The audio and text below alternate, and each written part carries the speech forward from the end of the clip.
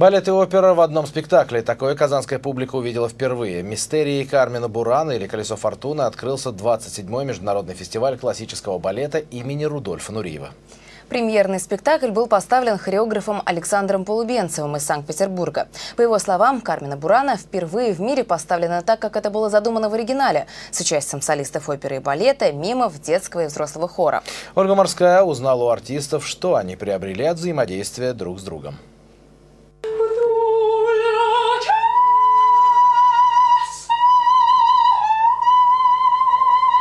Высший пилотаж вокального искусства – взять одну из самых высоких нот на пианиссимо, постепенно увеличивая силу звука. С этим санкт-петербургская оперная певица Наталья Краевский справляется мастерски, как и со всей сложнейшей партией Флоры, богини природы.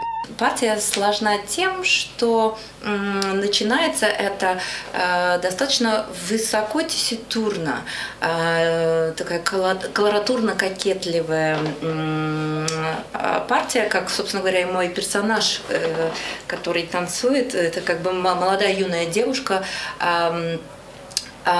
после чего сразу же буквально через 3 минуты нужно переключиться на очень низкую, очень спокойную. Сложная в техническом плане и вокальная партия у Нурлана Бекмухамбетова, одного из ярчайших персонажей спектакля «Смерти». Его появление на сцене вызывает фурор, поражает и грим, и костюм, и вокальное мастерство. Можно назвать по пальцам людей, которые исполняют в мире эту партию. Почему? Потому что вокально это самый крайний верх у тенора.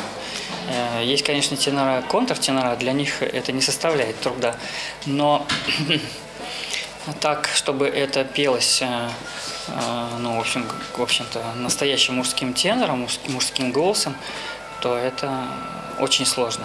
Судьба Фортуны переменчива. В один момент может наградить, в другой покарать. В ее руках судьбы и жизни. Роль Фортуны в исполнении солистки балета Алины Штейнберг главная. Она постоянно на сцене. За время спектакля должна сменить 6 костюмов. Свой первый опыт взаимодействия с артистами оперы Алина называет уникальным и полезным. Очень интересно. Мы никогда не сталкивались с солистами именно оперными. И поэтому здесь мы пересекаемся. И это действительно очень интересно. Потому что, во-первых, они поют и в то же время делают какие-то движения с нами.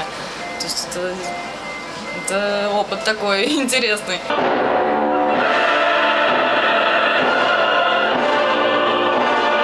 Знаменитая музыка Карла Орфа завораживает. Взаимодействие хора и балета впечатляет. Впервые «Кармина Бурана» поставлена так, как это было задумано автором. По словам хореографа-постановщика Александра Полубенцева, этот спектакль уникален. Аналогов в мире нет. Хотел сделать именно вот этот сплав, единый, синтетическое такое действо, и где все краски, да, и хора, и оркестра, и солистов-вокалистов, и детского хора, и балета, и солистов балета, и миманса, да, чтобы вот все как бы объединились в этом масштабном театральном действии. Всего в рамках Нуриевского фестиваля будет показано 10 спектаклей и 2 галоконцерта. Это классика балета «Дон Кихот», «Жизель», «Байдерка», «Лебединое озеро». Плюс еще один балет-премьера.